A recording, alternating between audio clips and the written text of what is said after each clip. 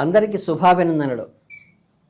వృశ్చిక రాశి చక్కగా ఆంగ్ల సంవత్సరంలో రెండవ మాసమైనటువంటి ఫిబ్రవరి నెల ఏదైతే ఉందో గంటల పంచాంగం ప్రకారం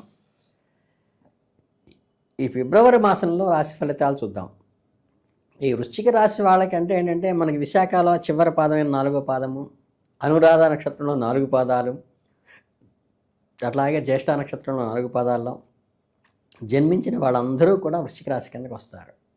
ఈ ఫిబ్రవరి మాసంలో గ్రహరీత్యా ఎలాంటి ఫలితాలు ఇస్తుందో, ఏ ఏ విషయాల్లో జాగ్రత్తగా ఉండాలో, ఎలాంటి పరిహారాలు పాటించాలో పరిశీలిస్తే ఒక రకంగా ఒక ఎగ్జామినేషన్ లాగా ఒక పరీక్షా సమయంగా ఉండబోతోంది. పరిస్థితులు కొంచెం కఠినంగా అనిపిస్తాయి. మీరు మానసికంగా ధైర్యం కోల్పోకుండా ప్రతి అడుగు ఆచితూచి కనుక పర్ఫెక్ట్గా వేస్తే గ్రహాల ప్రభావం చాలా వరకు తొలగించుకోవచ్చు. అంటే భవిష్యత్తులో ఇబ్బందులకు దారితీసేటువంటి విధంగా గ్రహ సంచారం ఉన్నప్పటికీ కూడా మీ అప్రమత్తతతో దాన్ని అధిగమించవచ్చు. అలాగే ముఖ్యంగా వ్యాపారస్తుల విషయానికి వస్తే ఈ నెల మీకు అంత అనుకూలమైన సమయం కాదు. గ్రహాలు స్పష్టంగా హెచ్చరిస్తున్నప్పటికీ క్రయ విక్రయాలు, బుకింగు, సెల్లింగు, బిజినెస్ చేస్తారో అటువంటి వాళ్ళకి ఈ నెల వ్యాపారం కొంచెం మందకొడిగా సాగుతుంది అనేది సూచన చెప్పాలి. మీరు ఆశించిన స్థాయిలో లాభాలు రాకపోవచ్చు, లేదా సరుకు అమ్ముడు పోవడం ఆలస్యం కావచ్చు.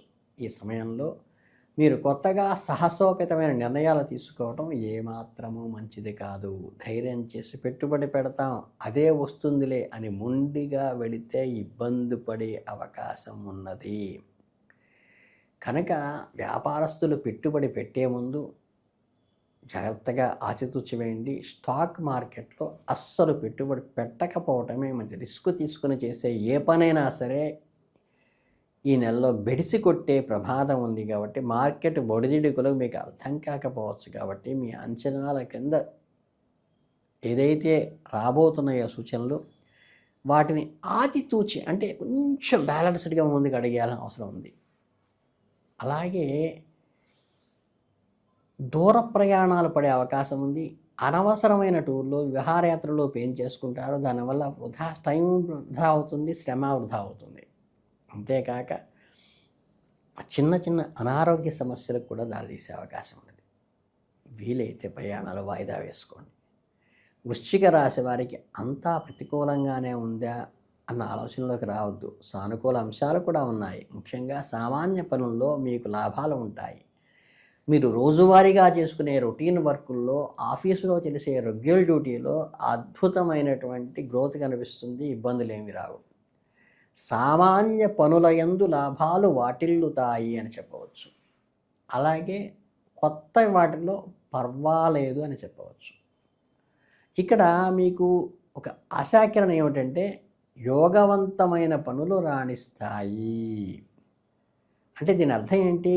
దైవ బలంతో ఉన్న పనులు, చక్క అదృష్టం కలిసి వచ్చి, దైవానుగ్రహం కలిసి వచ్చి, దైవానుగ్రహంతో చేసే పనులు అద్భుతమైన ఫలితాలు రాణిస్తాయి అని చెప్పవచ్చు. అంటే మిమ్మల్ని వేధిస్తున్న ఆర్థిక సమస్యలు ఈ నెలలో కొద్దిగా తగ్గుముఖం పడతాయి. ఆర్థిక సమస్యలు తగ్గును అని రాసుకోవచ్చు. అంటే గతంలో కొన్ని అప్పులు తీరటానికి మార్గం దొరకటం కానీ, ఊహించని విధంగా చేతిలో డబ్బులు అందటం కానీ, తిరిగి ఆర్థిక ఇబ్బంది నుండి మీకు కొంత ఊరట పొందేటువంటి మీ పెద్ద రిలీఫ్ అని చెప్పచ్చు. ఇక ఇంకో సంతోషకరమైన విషయం ఏంటంటే మీరు చేసే పనులు ఇతరుల మెప్పు పొందుతారు. కార్యాలయం ముందు ఇతరుల మెప్పులు పొందుతారు అని కూడా రాశి ఫలితంగా చెప్పుకోవచ్చు. మీ బాస్ కానీ, మీ సహోద్యోగులు కానీ మీ పనితీరులో గమనించి మిమ్మల్ని ప్రశంసిస్తారు. సంఘంలో కూడా మీ మాటకు ఒక వాల్యూ పెరుగుతుంది. సొసైటీలో ఎప్పుడైతే నలుగురు మన పనిని మెచ్చుకుంటారో అప్పుడు కలిగే ఉత్సాహం వేరు కదా. ఆ ఉత్సాహం మీకు ఈ నెలలో కలుగుతుంది. ఇక వివిధ రంగాల్లో ఉన్నవారికి ఫలితాలు ఎలా ఉంటాయో చూద్దాం. రాజకీయ నాయకులు ఈ నెలలో మిశ్రమ ఫలితాలు ఉంటాయి. ఒకవైపు ప్రజల నుండి విమర్శలు వస్తున్నప్పటికీ చేయని తప్పులకి మాటలు పడుతున్నప్పటికీ కూడా గ్రోత్ అయితే ఉంటుంది, ధనలాభం ఉంటుంది, డబ్బు పరంగా ఇబ్బంది లేకపోతుంది. పేరు ప్రతిష్ట విషయంలో కొంచెం మాటలు పడాల్సిన అవసరం వస్తుంది. ఇంకా ఉన్నత ఉద్యోగాల్లో పనిచేసే వారికి, అంటే గెజిటెడ్ ఆఫీసర్లుగా పనిచేసే వాళ్ళకి, మేనేజ్మెంట్ స్థాయిలో ఉన్న వాళ్ళకి, ఎగ్జిక్యూటివ్ స్థాయిలో ఉన్న వాళ్ళకి, వీళ్ళకి గృహయోగము, కొత్త ఇల్లు కట్టుకోవటము, ఇల్లు మారటము జరిగే సూచన కూడా కనిపిస్తోంది. ఇక ఉమెన్ ఎంప్లాయీస్కి, మహిళా ఎంప్లాయీస్కి విషయానికి వస్తే ఈ నెల చాలా బాగుంటుందని చెప్పవచ్చు. ప్రమోషన్లు, యోగాలు కలిసి వస్తాయి. మీరు ఎప్పటి నుండో ఎదురు చూస్తున్న ప్రమోషన్లు, ఇంక్రిమెంట్ ఈ నెలలో వచ్చే అవకాశం ఉంది. ఉద్యోగరీత్యా దూర ప్రయాణాలు కూడా చేయవలసి రావచ్చు. సినీ పరిశ్రమలో ఉన్నవారికి, కళాకారులకి ఇది మంచి సమయము. కీర్తి ప్రతిష్టలు రెండూ పెరుగుతాయి. కొత్త అవకాశాలు వస్తూ ఉంటాయి. మీ కళకు తగిన గుర్తింపు, ఐడెంటిటీ వస్తుంది. అయితే ఎవరైతే న్యాయవాదులు, లాయర్స్ మాత్రం ఉంటారో వీళ్ళకి కొంచెం చికాకు పడే అవకాశం ఉంది. కోర్టులో వాదోపవాదాల సమయంలో విరోధులుగా క్లాష్ చేసుకునే అవకాశం ఉంది. వృత్తిపరంగా కొంచెం సంయమనం పాటించడం లాయర్లు మంచిది. ఇకపోతే మొత్తంగా చూస్తే వృశ్చిక రాశి వారికి 2026 ఫిబ్రవరిలో కొన్ని కష్టాలు ఉన్నప్పటికీ దైవానుగ్రహంతో వాటిని అధిగమించవచ్చు. గ్రహదోషాల తీవ్రత తగ్గటానికి, మంచి ఫలితాలు పొందటానికి ఖచ్చితంగా మీరు కొన్ని పరిహారాలు పాటించాలి. జ్యోతిష శాస్త్రం సూచించిన ఈ పరిహారాల వల్ల మీకు ఖచ్చితంగా ఉపశమనం కలిగేటువంటి అవకాశం అయితే ఉన్నది. మొదటి ఏంటవి? వ్యాపారంలో నష్టాలు తగ్గటానికి బుద్ధి కుశలతతో బుధవారం నాడు బుధగ్రహ పూజ చేయించుకోవటం వల్ల, ఈరోజు పెసలు దానం చేయటం వల్ల, అలాగే పెసలు నివేదనగా ఇవ్వటం వల్ల, సాధకులకు పెద్దవారికి అన్నదానం చేయటం వల్ల వ్యాపారంలో అడ్డంకులు తొలగిపోతాయి. ఇక రెండోది ఏంటి? సంతోషీమాత పూజ చేయటం చాలా శ్రేయస్కరం. అమ్మవారికి పూజ చేసి చిన్నపిల్లలకు ప్రసాదం పంచడం వల్ల ఇంట్లో విద్యావృద్ధి కలుగుతుంది. పిల్లలు చదువులో రాణిస్తారు. నరదృష్టి కూడా తొలగిపోతుంది. ఇక మూడోది ఏంటి?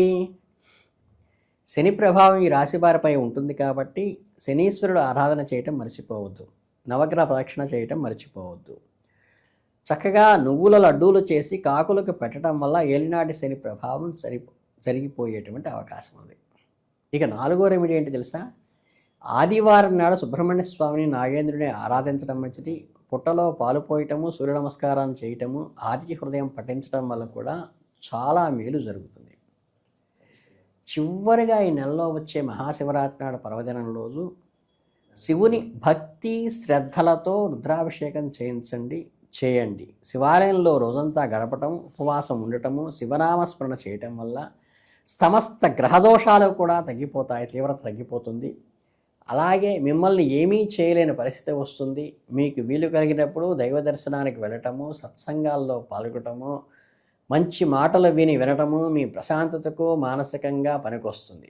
అలాగే దైవ ప్రార్థన మరియు జాగ్రత్తలో వ్యవహరించడం ద్వారా ఎటువంటి కఠిన సమయాన్నైనా సులభంగా దాటవేయవచ్చు. కనుక ఈ పరిహారాలు మీరు పాటిస్తూ ముందుకి సాగినట్లయితే ఈ ఫిబ్రవరి మాసంలో మీ రాశి వాళ్ళకి అద్భుతంగా ముందుకు వెళ్ళి ఒక మెమరబుల్గా ఉండిపోతుందని తెలియజేసుకుంటూ మీ అందరికీ ధన్యవాదాలతో శుభాభినందనలు.